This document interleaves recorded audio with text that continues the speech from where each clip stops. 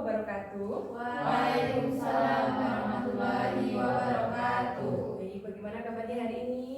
Sehat, Bu. Nah, ada yang mungkin tidak enak badan? Ya. Sedang dalam kondisi sehat. Baik, sebelum kita memulai kegiatan pembelajaran pada pagi hari ini, marilah kita buka dengan doa terlebih dahulu. Ibu pastikan semua dalam kondisi siap ya untuk berdoa. Kalau sudah siap, Ibu bersilakan untuk berdoa sesuai dengan agama dan keyakinan masing-masing. Berdoa dimulai. Berdoa selesai. Baik, coba kalian lihat kanan, kiri, depan, belakang. Apakah ada yang tidak masuk teman kalian? Ada. Siapa yang tidak masuk? Dadur. Kira-kira kenapa? Ada yang tahu Dadur tidak masuk hari ini? Sakit. Ya, kita ketahui bersama ya, di Jogja akhir-akhir ini banyak mengalami perubahan cuaca, kadang hujan, kadang juga panas. Makanya Ibu berpesan kepada kalian agar jaga kesehatan, pola makan juga dijaga agar kalian tetap sehat dan dapat mengikuti pembelajaran Ibu setiap hari ya. Baik, sebelum kita lanjutkan ke materi yang akan kita pelajari pada pagi hari ini, Budita mau mengulas sebentar terkait materi yang sudah kita pelajari pada pertemuan sebelumnya. Kira-kira dari kalian ada yang masih ingat tidak? Minggu kemarin kita sudah belajar apa?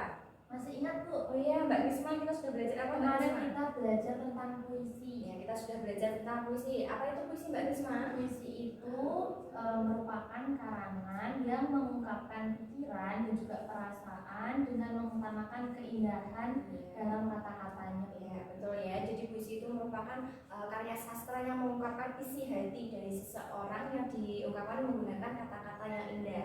Lalu ada yang masih ingat tidak? Apa sih hal-hal apa saja yang bisa diungkapkan melalui puisi? Yang masih ingat tidak? Mas Galang mungkin bisa membantu? Oh ya Bu, yang bisa diungkapkan dalam sebuah puisi itu misalnya seperti kerinduan, kegelisahan, terus rasa bahagia, dan juga mungkin tentang religius atau hubungan kita terhadap Tuhan. Iya betul ya. Jadi yang bisa diungkapkan dalam puisi itu adalah seperti kegelisahan atau kebahagiaan, religiusnya itu terkait dengan apa yang dirasakan oleh seorang penyair. Nah, pada hari ini kita akan belajar tentang unsur-unsur pembangun puisi. Ini masih ada satu pautnya dengan materi-materi sebelumnya. Nah, indikator dan tujuan pembelajaran yang akan kita capai. Nah, sini ya. Melalui kegiatan pembelajaran dengan menggunakan model problem based learning atau PBL dengan pendekatan TPACK dan JAP, metode diskusi kelompok dan presentasi, peserta didik dapat menganalisis unsur-unsur pembangun dalam teks puisi yang dibaca secara tepat dan teliti. Nah, dari tujuan tersebut, kalian diminta untuk dapat mengidentifikasi unsur-unsur puisi dan juga kalian diminta untuk dapat menganalisis unsur-unsur puisi. Gitu ya. Jadi ada dua hal yang harus kalian capai. Nah, sebelum kita masuk ke materi, Ibu minta kalian untuk mengamati kedua jenis teks di sini. Kira-kira yang teks pertama, yang ini adalah teks dalam wujud apa teman-teman? Cerpen, bentuk cerpen. Sedangkan yang sebelah sana apa itu? puisi. Dari bentuknya saja. Kira-kira sama atau beda? Beda. Ya. Kalau cerpen itu terdiri dari beberapa paragraf, sedangkan kalau puisi terdiri dari beberapa apa? Jadi betul ya. Nah, selain perbedaan isi dari kedua teks tersebut, kira-kira apa yang membedakan dari kedua teks ini? Ada yang tahu tidak? Dari segi bentuknya Bu. Ya, dari segi bentuknya betul sekali Mas Galang. Bentuknya bagaimana Mas Galang? Kalau cerpen itu bentuknya paragraf. Iya. Kalau puisi itu mungkin bentuknya hafif sama larik gitu. Ya, betul ya. Jadi kalau dalam sebuah cerpen itu kan kumpulan dari beberapa kalimat yang disatukan menjadi paragraf. Sedangkan puisi ini berlari-lari, berbait-bait. Nah, dalam puisi ini nanti disebut tipografi. Jadi ada bentuk-bentuk tertentu. Baik, setelah kalian bisa membedakan apa itu cerpen dan apa itu puisi, selanjutnya kita amati dulu. Ini merupakan salah satu contoh puisi yang dibuat oleh kakak kelas kalian. Judulnya adalah Kota Ini. Jadi kita akan analisis terlebih dahulu. Untuk yang warna pink, itu sinar mentari menyambut pagi.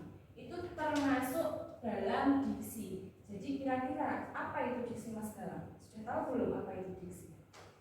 Diksi itu Kalau misalkan dilihat dari situ, pilihan kata. pilihan kata. Lalu kalau misalkan kita lihat ada kata apa yang menarik dari kalimat tersebut? Kalimat yang Budita cetak pink itu. Menyambut pagi. Iya, ada kata menyambut pagi. Nah, itu ikutnya diksi karena ada penggunaan kata yang indah atau pilihan kata yang indah. Kemudian yang kedua ada kata konkret, itu bangunan tinggi. Jadi kata konkret itu merupakan kata-kata yang bersifat nyata. Nah, di sini kan bangunan tinggi itu dapat dilihat tidak? Ya. Dapat dilihat ya. Bedakan dengan perasaan sedih. Kalau perasaan sedih bisa dilihat tidak? Tidak. Jadi kalau kata konkret itu cirinya itu mendukung imaji. Misalnya imaji pendengaran, kemudian imaji penglihatan dan lain sebagainya. Selanjutnya di sini ada suara bising, itu ikutnya imaji pendengaran. Kita akan kaji lebih jauh. Unsur pembangun puisi. Unsur pembangun puisi itu ada dua, ada unsur fisik dan juga unsur batin. Yang akan kita pelajari pada pertemuan kali ini, kita akan fokuskan ke unsur fisik terlebih dahulu. Ada 7 unsur fisik yang wajib kalian pahami. Yang pertama ada apa Mbak Nana? Coba dibaca Mbak Nana. Yang pertama ada larik dan bait, Ya. yang kedua ada rima, yang ketiga kata konkret, yang keempat imaji, yang kelima diksi, keenam majas, dan ketujuh tipografi. Sebelum kita masuk ini tadi, kita sudah belajar tentang apa yang di awal tadi? Ada apa? Yang pertama, Imaji. ada imaji, setelah Kata itu konkret. ada kata konkret, kemudian diksi, kemudian apa? Larik dan bait. Larik dan bait. Kemudian tadi yang personifikasi ikutnya apa? Majas. Jadi beberapa di sini tadi kita sudah buka di awal ya. Yang belum kita pelajari secara mendalam adalah Selanjutnya ini kita sajikan sebuah contoh analisis puisi berjudul Malioboro dalam puisi. Nah, coba kita lihat bersama dulu. Ada kata suatu hari kita bersaksi, di situ dikatakan sebagai larik. Nah, lalu apa itu larik Mbak Nana? Karena hanya terdiri dari satu baris, Bu. Karena situ ada kalimat suatu hari kita bersaksi. Betul ya. Jadi larik itu hanya terdiri dari satu baris saja. Nah, di bawahnya larik itu ada bait. Kira-kira kalau kita lihat dari analisis ini apa itu bait Mbak Dina? Bait itu susunan larik-larik, Bu. Jadi terdiri dari banyak larik, maka namanya bait. Gitu ya. Jadi bait itu merupakan kumpulan dari beberapa larik. Dan sini kan sudah saya sajikan dengan jelas. Kalau bait itu terdiri dari berapa larik di sini berarti? 4. Dari 4 larik. Selanjutnya mengulas kembali, kita kan sudah belajar tentang tipografi. Kira-kira kalau dari puisi ini, tipografi apa yang digunakan dari puisi berjudul kota ini? Konvensional. Betul ya. Kalau kalian sudah paham, kita akan melanjutkan kegiatan berdiskusi. Nah, nanti kita akan bagikan puisi beserta lembar kerja yang harus kalian diskusikan berdasarkan kelompok masing-masing. Nah, sekarang kalian berkelompok sesuai dengan kelompok yang sudah kita buat di pertemuan sebelumnya ya. Untuk AKPD-nya. Kira-kira untuk menyelesaikan diskusi kalian membutuhkan waktu Berapa menit? 20. 20 menit cukup ya. Di situ juga sudah kita terangkan waktu yang dibutuhkan 20 menit. Petunjuk pekerjaan juga sudah jelas ya. Ada yang mau ditanyakan petunjuk pekerjaannya? Tidak ya. Baik.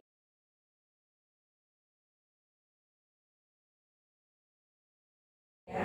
Baik, kalau sudah paham nanti kalian kaji sesuai dengan puisi yang kalian dapatkan. Kelompok ganjil bisa menganalisis puisi ganjil, kemudian kelompok genap juga dapat menganalisis puisi yang genap. Gitu ya. Baik, selamat mengerjakan. Sudah siap prestasi ya? Siap, Bu. Ya, baik, kita mulai dari kelompok mana dulu nih? Kalian sudah siap? Kita kelompok apa dulu? Kelompok mana? Kenapa kata ganjil? Ganjil. Ya, berarti yang punya puisi bukan kendil ya? Iya. Ya, jadi kita tepuk tangan untuk kelompok ganjil. Yang perkenalan mau disampaikan hasil analisisnya? Assalamualaikum warahmatullahi wabarakatuh. Waalaikumsalam warahmatullahi wabarakatuh. Perkenalkan, kami dari kelompok ganjil, nama saya Tina dan ini Mbak Krisna. Kami akan presentasikan hasil pekerjaan kami. Ya, jadi dalam puisi yang kami analisis, judulnya Kudu Kendil, kami menemukan yang pertama ada 5, yaitu di bait 1 ada AA, bait 2 ada AA, yang contohnya kenanganku di Jogja, kemudian lekat dengan aroma dan rasa. Kemudian ada diksi juga, lekat dengan aroma dan rasa, lidahku belajar, Petruk mungil, laut pendamping, dan ditemani sambil krecek. Itu merupakan diksi. Kemudian ada imaji. Imaji itu yang kami temukan dari puisi ada pengecapan, contohnya butik yang manis, dikata manis. Teman-teman sudah Bu. Nah, kira-kira sampai sini ada yang menanggapi tidak dari kelompok lain? Saya Bu. Oh ya, kelompok enggak? Silakan. Tadi kan disebutkan ada beberapa majas yang ditemukan. Nah, itu bukti penggunaan majasnya apa saja ya? Contohnya personifikasi itu lidahku belajar, kan nggak mungkin kalau lidah itu belajar kayak orang-orang kayak siswa kan nggak ya. Kemudian ada repetisi berupa kata gudeg dan aku itu diulang di beberapa larik dalam puisi.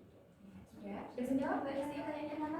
Sama-sama ya. Jadi betul ya, di situ sudah dijelaskan bahwa personifikasi itu majasnya berkaitan dengan sifat-sifat manusia. Jadi benda mati diberikan sifat manusia. Tadi betul. Tadi apa Mbak contohnya? Lidahku belajar. Lidahku belajar. Tidak mungkin kan lidah itu bisa belajar. Yang bisa belajar siapa? kudus dan takbir. Nah, diulang berkali-kali, itu ikutnya kemanca sampai repetisi. Nah, sampai sini sudah paham semuanya? Nah, kalau sudah paham, kita tepuk tangan untuk kelompok genap ya. Saya dari kelompok kami, wassalamualaikum warahmatullahi wabarakatuh. Waalaikumsalam warahmatullahi wabarakatuh. Selanjutnya mau maju kelompok? Saya Bu kelompok genap. Ganjil. Ya, silakan. Baiklah, assalamualaikum warahmatullahi wabarakatuh. Waalaikumsalam. Baiklah, kami dari kelompok ganjil akan presentasikan hasil diskusi kami. Sebelum itu kami akan memperkenalkan diri. Saya Andriani Mulyana dan di samping saya ada Mbak Resi Asrisi. Nah, baik, kami akan membacakan hasil dari puisi kami yang berjudul Rindu Yogyakarta. Unsur yang pertama yaitu rima. Pada bait 1, rimanya adalah yaitu Jogja itu bagaikan candu. Di sini kita lihat sudah benar. Ada tanggapan mungkin dari kelompok lain? Ya. Izin bertanya di kelompok. Nah, untuk imaji pendengaran itu buktinya yang mana? Ya, mungkin bisa jawab. Untuk imaji pendengaran itu buktinya adalah pada kata memanggil dan berbisik. Oke, betul ya. Jadi tadi imajinya adalah berbisik. Kemudian apa lagi, Mbak? Suara hening Ada dan suara ramai. hening dan ramai itu kan bisa dirasakan oleh indera pendengarannya yang berkaitan dengan telinga. Nah, itu nanti bisa kalian kaji lagi berbagai macam jenis imaji di dalam sebuah puisi. Nah, itu sudah cukup? Sudah cukup. Baik, terima kasih.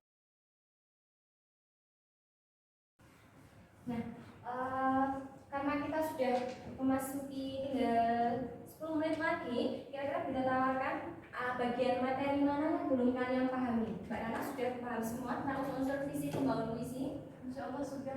Atau mungkin teman-teman yang lain, bagian sulit yang mana, unsur yang mana yang kalian anggap sulit kira-kira? Ya, ada Bu. Tidak ada ya, semua mudah ya. Iya, kalau sudah kita ulas bareng-bareng.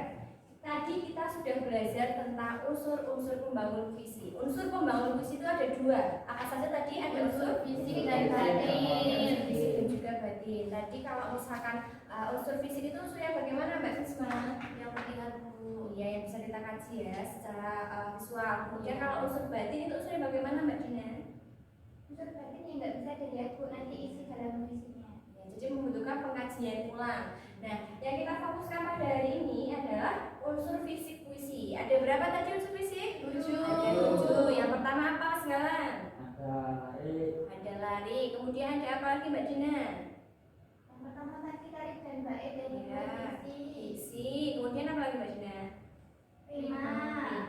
Majas, pencitraan, tipografi, Dan gaya dan majas atau gaya. Ada berapa lagi citraan atau imaji? Nah. Ada apa saja? Baca perambahan, penciuman, gerak. Gitu ya. Selanjutnya setelah imaji, ada apa lagi unsurnya? Rima tadi kita juga sudah paham ya. Apa itu rima? Adalah pengulangan bunyi sama di akhir ya. Kemudian ada lari dan juga bait. Lari itu yang bagaimana, Mas Galang? Lari itu yang terdiri dari satu baris. Iya. Kemudian kalau bait itu apa, Mbak Desi? Itu tadi dari berapa bait? Oke, betul ya. Jadi kan sudah paham 7 unsur fisik puisi. Minggu depan kita akan mengkaji unsur batin puisi. Karena hari ini kita sudah belajar tentang unsur fisik, maka pertemuan selanjutnya kita akan belajar mengenai unsur batin. Jadi nanti kita minta kalian pelajari dulu materi terkait unsur batin, gitu ya. Di buku paket juga sudah disediakan materinya. Nah, sampai sini ada yang mau ditanyakan? Berapa kesempatan? Tidak ya, cukup ya. Kalau cukup, berjalan cukupkan sekian. Mari kita akhiri dengan kita berdoa bersama. Berdoa disilakan. Ya, berdoa cukup, kita akhiri. Wassalamualaikum warahmatullahi wabarakatuh. Waalaikumsalam warahmatullahi wabarakatuh. Ya, Terima kasih. Terima kasih Bu. sama-sama.